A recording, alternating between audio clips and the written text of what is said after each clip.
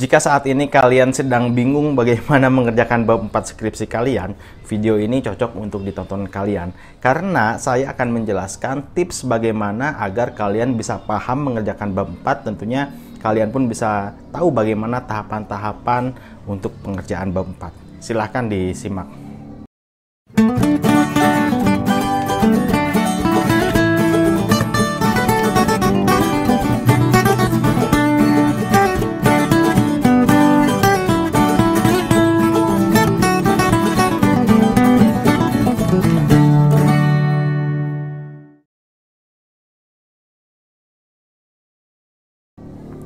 Assalamualaikum warahmatullahi wabarakatuh. Kembali lagi di channel Skripsi Bisa. Bagi kalian yang belum subscribe channel ini, silahkan di subscribe terlebih dahulu agar kalian bisa mendapatkan video-video terupdate dari channel ini yang tentunya ini akan bermanfaat sekali bagi kalian, khususnya bagi mahasiswa tingkat akhir.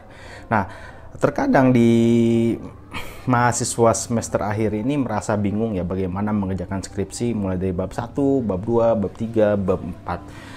Ketika memang sudah selesai sampai bab 3 masih bingung bab 4 itu harus bagaimana. Nah, di sini saya akan memberikan tips kepada Anda semua bagaimana cara agar kalian bisa paham betul mengerjakan bab 4 di skripsi kalian. Tapi perlu teman-teman ketahui di sini adalah tips untuk menyusun bab 4 penelitian kuantitatif. Untuk penelitian kualitatif nanti saya akan buatkan video khusus juga seperti ini. Jadi ini adalah khusus untuk penelitian atau skripsi kalian yang menggunakan metode penelitian kuantitatif. Oke ya, langsung saja ke tipsnya. Yang pertama adalah pahami metode penelitian. Oke ya, saya harap yang nonton video ini adalah kalian yang sedang menyusun skripsi dengan metode penelitian kuantitatif, karena saya akan menjelaskan itu. Jadi pahami betul metode penelitiannya, apakah penelitian kuantitatif atau kualitatif. Oke ya, karena memang di sini khusus kuantitatif, taruhlah kalian penelitiannya itu kuantitatif, menggunakan metode kuantitatif. Nah, metode kuantitatif itu pun bermacam-macam ya, dari mulai ada yang deskriptif, ada yang asosiatif, atau ada juga yang komparatif. Yang mana metode penelitian kuantitatif yang kalian pakai? Asosiatifkah atau komparatifkah? Asosiatif itu misalnya mencari pengaruh, komparatif itu membandingkan. Yang mana itu pahami dulu. Silahkan buka kembali skripsi kalian, buka kembali bab 3 kalian. Apakah metode penelitian kuantitatifnya itu adalah asosiatif atau komparatif? Oke ya, pahami dulu itu. Kemudian yang kedua adalah pahami jenis data yang digunakan. Lagi-lagi kembali ke jenis data. Kalian harus paham betul jenis data. Kalau misalnya berdasarkan tingkatan, ada data nominal, ordinal, rasio atau interval. Nah, jenis data mana yang kalian gunakan? Karena kenapa? Setiap jenis data ini akan berbeda perlakuan saat kalian menganalisis masing-masing data tersebut. Ya, jadi pahami jenis data.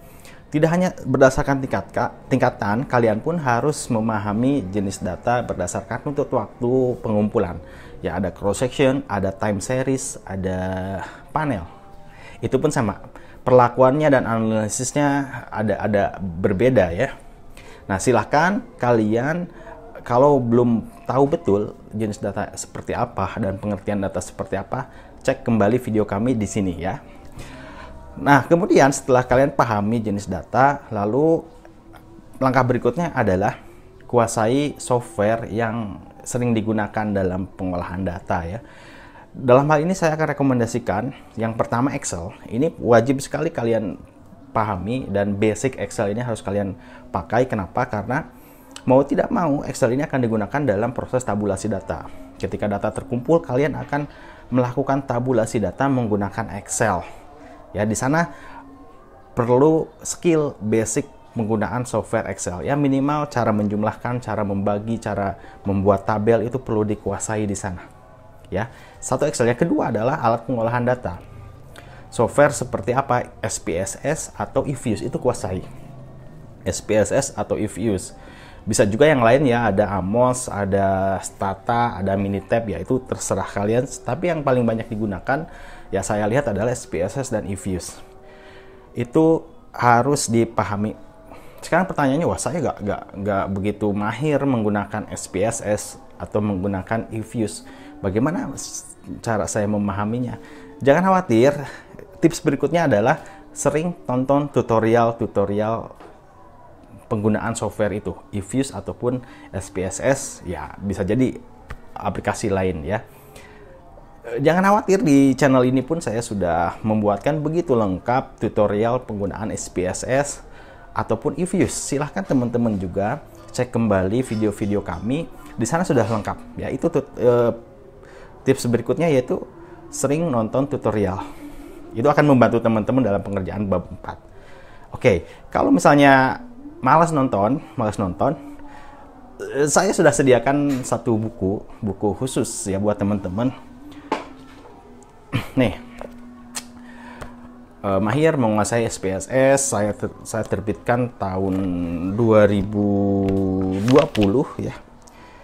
Tahun 2020 saya terbitkan. Ini pun mempermudah ya, mempermudah kalian untuk melakukan proses pengolahan data. Di sini lengkap ya, dari awal, mulai dari pengujian instrumen, ada yang uji regresi, yang komparatif, ya, dilengkapi dengan analisis moderasi. Di sini ada. Silahkan kalian bisa cek buku ini di toko-toko online ataupun memang langsung ke penerbitnya. Ini bisa membantu teman-teman. Dan ini adalah salah satu tips bagaimana memperlancar bab 4 kalian, yaitu membaca buku ini. Oke ya.